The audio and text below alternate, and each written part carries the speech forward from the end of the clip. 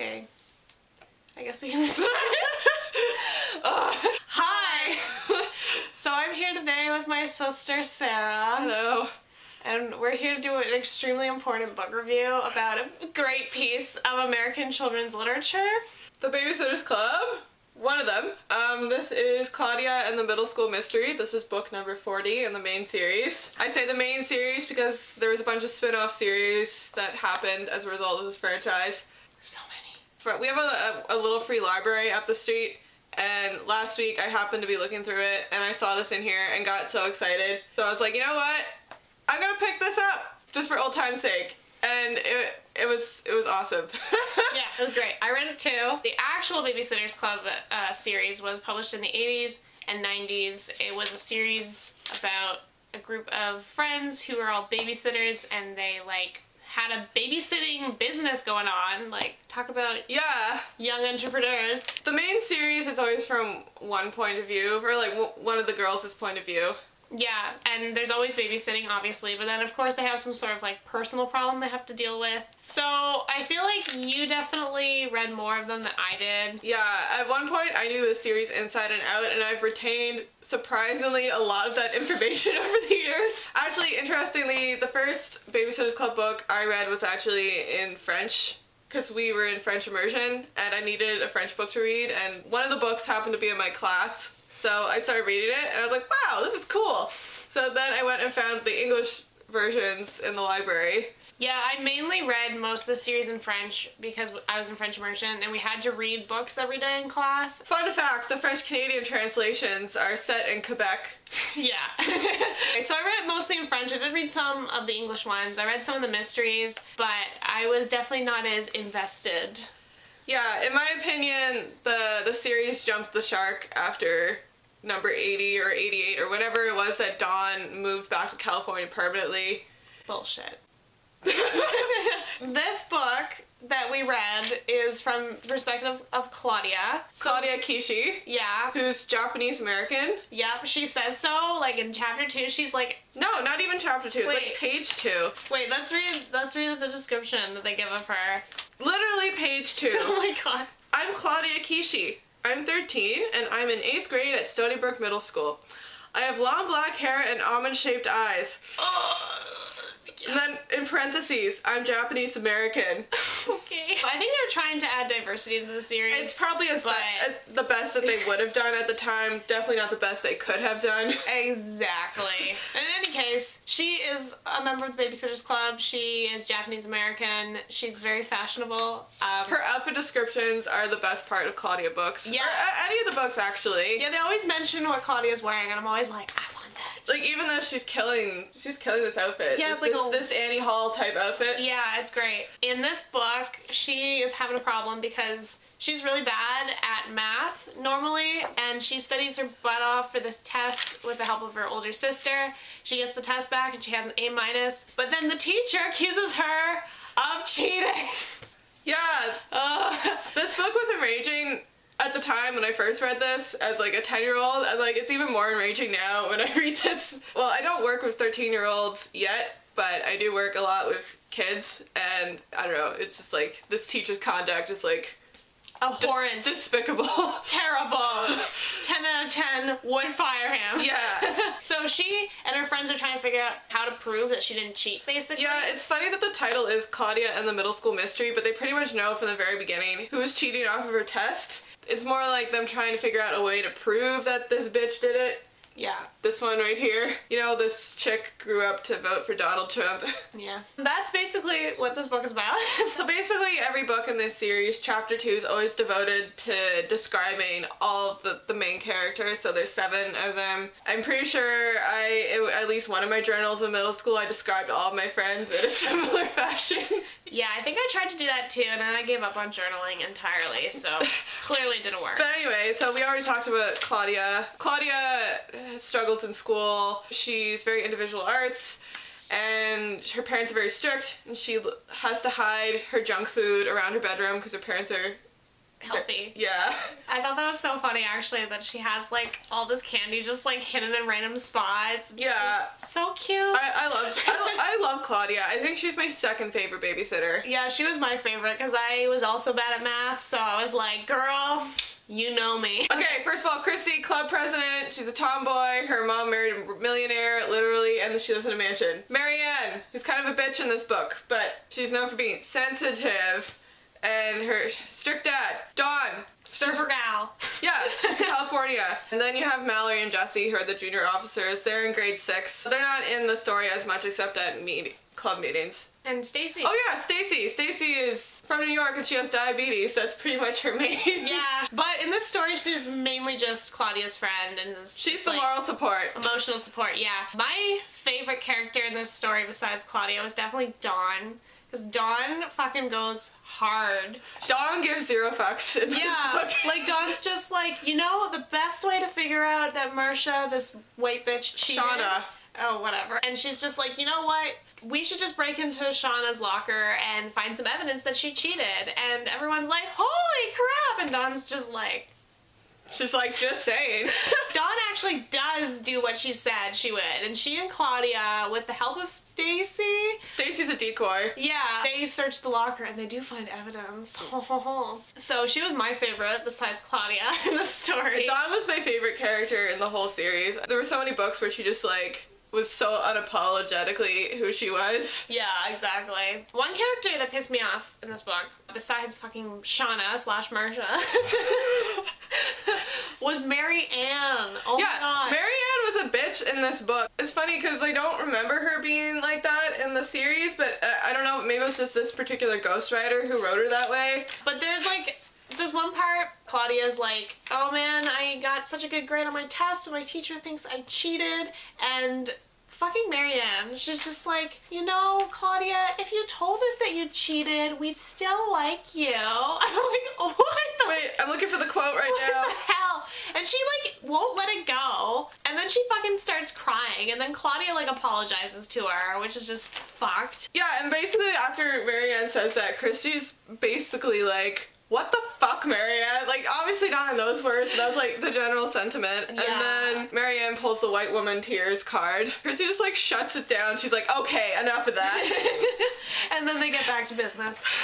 But yeah, and Marianne does something else later in the book that's also annoying. Basically, she was just really annoying. She was just a wet blanket. Which is really unfortunate because I feel like she's pretty sweet. I feel like I liked her a lot better in other books. I'd have to read another book in the series to see if she's...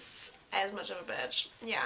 One part that was great in the story is that they have several chapters where other babysitters have logged their babysitting report in their little notebook. Yeah, and they always have a sample of the babysitter's handwriting. So there's this one chapter where Stacy, is it Stacy? Yeah, it's Stacy. Yeah, where Stacy is babysitting this family of 8 children. It's Mallory's family. Yeah, Mallory's family, and the fucking triplets break a window. Yeah. And the mom comes home, and okay, this is verbatim. You know, guys, she said, ordinarily I'd let this go, but this is the 4th window that you've broken in the last 3 months. This can't continue. And I read that, and it's like cracked up.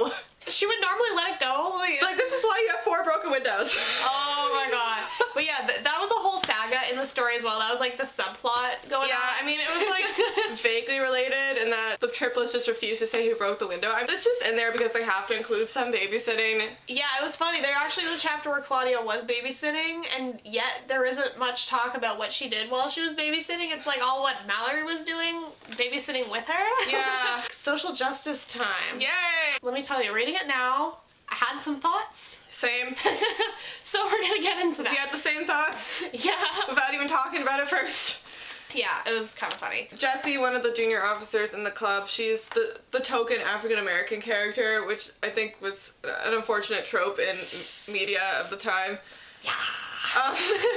In her chapter 2 description, basically Claudia, i.e. the ghostwriter, goes into a brief description of how Jessie's family moved to Stony Brook. People were racist towards them. She says, of course Jessie's color makes no difference to any of us, but there are plenty of people in Stony Brook who felt otherwise, at least at first. Now I'd say that Jessie is pretty happily settled here. End quote.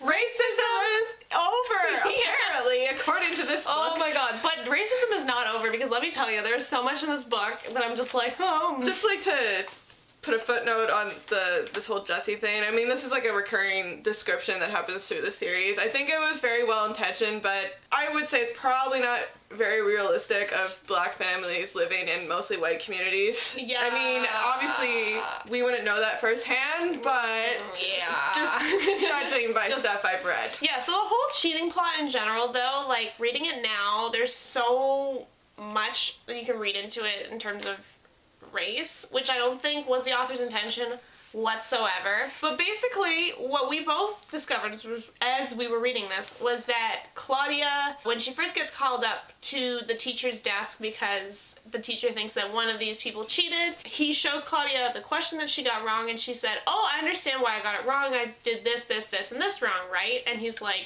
yes, but, and like, that's not the point. And I'm just like, doesn't that show that she, like, knows the material? Yeah. And, like, then fucking Shauna, who's, like, this white blonde bitch, is just like, I would never cheat. I would never do something like that. And the teacher's like, seems legit. Claudia, you must have been the cheater.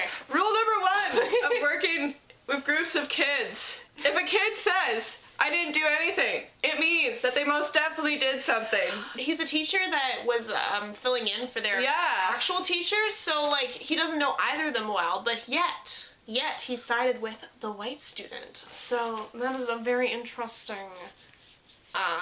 thing that he did right there. It's funny reading it now, because at the time, like, that was definitely not the, well, I mean, I don't think that was the author's intention, but it definitely comes across that way now. Yeah, I honestly don't think she was trying to write a nuanced take on public school systems being racist. I'm pretty sure Claudia is the only Asian character in her grade.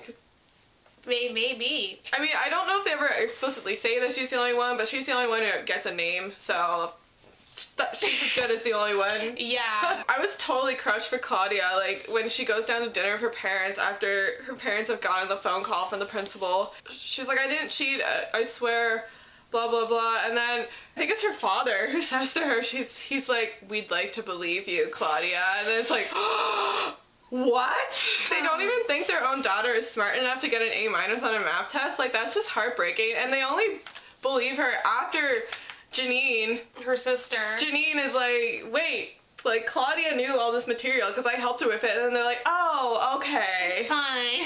It's like, Jesus, like, poor Claudia. Like, she's gonna have to, like, that's gonna come up in therapy, like, 20 years from now. Yeah. Janine's really the hero of this story. Janine sticks up for Claudia, for her parents, and then it's actually Janine who goes into the school to talk with the principal, and she's basically like, look, my sister didn't do it. Like, at least give her a second chance. Like, Janine's really a ride or die in this book. Yeah, she's great. She and Dawn are just, like, in it to win it. Yeah, it's actually really touching that Janine does this, because I remember from earlier books, like, the two sisters really do not get along. Yeah, well, there's literally a book called Claudia and Mean Janine, so, you know, there was just so many things in there, and yeah, that reading it now, you're like, ooh, not the author's intention, but kind of interesting. So let's talk a little bit about the writing style of this book. Wow. I did not, that was not intentional. When I was reading it as a kid, like, nothing, like, really jumped out at me. Like, it seemed like, it was pretty, like, serviceable writing. yeah, and I'm like, yeah, I'm reading it now, and it's definitely not, like, high literature. It's not like the Chronicles of Narnia or anything like that, but, like, it does sound like the way a 13-year-old would write. I remember writing like that too, like in elementary school. Yeah. We did creative writing classes, or like in their English class, but they were always big on voice. Yeah. And what a lot of kids do when they're writing is they'll do stuff like, oh right, I forgot to tell you that my friend Christy is a tomboy. Stuff like that. And it's like totally acceptable in that kind of like Yeah, medium. and then there's like things in parentheses. Yeah.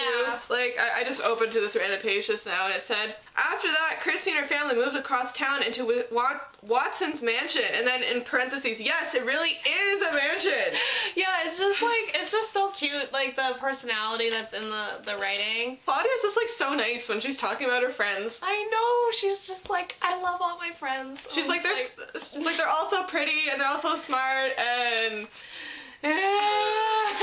Claudia's too good for this world. Yeah, it's like, Claudia, you're too good for Marianne. Damn it. Yeah, she's too good for everybody. Claudia's a queen. It's funny because, like, I didn't really think much about the writing, obviously, when I was a kid. But reading it now, it's, like, interesting to see how different, like, early chapter books for children are versus, like, middle grade and YA. I just found it interesting. I mean, like, this book was published in January 1991, and I think, actually, this copy is a first printing. Oh my god, it's worth so much money. I mean, it's worth probably, like, $5. Yeah. Like, little details in it where... It's like you read it, and like at the time it wouldn't have jumped out at you, but like now it does because like technology has advanced. Like at one point they talk about how they promote the Baby-Sitters Club through word of mouth and flyers, and I'm like, oh, my heart. Claudia is the person that hosts the club meetings because her room has a phone line that's separate from her, like, the parent phone line. Yeah, and I'm like, why does she have this? Like, it must have been explained in one of the really early books. But probably, yeah. But, like, I'm kind of curious as to how they've updated that in the graphic novels, because now the kids would probably all have cell phones. Yeah, I'm kind of interested to read the graphic novels now. Well, I was before, but I'm definitely more interested now to see how they update the stories. Correct me if I'm wrong, but I feel like Claudia and the Phantom Phone Calls, which is book number 2 in the whole series, I feel like that was one of the ones that didn't get turned into a graphic novel, but I wonder if it's because, like, it just, like, doesn't work. The back of the book is so precious. Oh my god, The back of the book has literal paper order forms for where you can check off the books you want. Yes, I love that. And then you send a check with $2 for shipping. Yeah, it's they trust you to give the correct amount of money. I know. Like, exact change. And it's like you can get each paperback book for, $2.95. And then the super specials are a whopping $3.50. Oh my god, so much money. Did we cover everything we're gonna talk about? Is that our general thoughts, or? I think this whole video has been our general thoughts.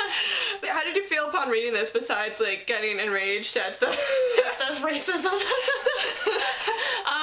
I just had fun reading it. There's something about reading, like, children's books from, like, the 90s and 80s that's just so comforting. I don't know what it is. Probably because I was a kid in the 90s, so I read a lot of those books growing up. But yeah, I was just like, oh, this is so nice and familiar kind of thing. Yeah, I kind of felt that way too. I mean, it's been at least like 15, 20 years since I actually sat down and read one of these. Aha! Yeah, it's been a while. I remember when I read them as a kid, I was like, whatever, Baby-Sitters Club. Like, I liked them at the time, but then once I reached the age that I wasn't at that reading level anymore, I was just like, fuck those books. But now I'm like, oh, I wish I had read more of those books at the time. Yeah, I think I always liked them because, like, there were so many of them, and, like, each one had a slightly different, there's, like, so many different plots that they had. Yeah, and, like, you knew what to expect when you're reading a Babysitter Club book. So, yeah, let us know if you guys read the Babysitter Club back in the day, if you've read the new graphic novels. So, bye. Bye. Bye. I'm sorry my legs are so long. Yeah, like, what the hell? Like, your legs take up a 2-person, like, 2 people spot.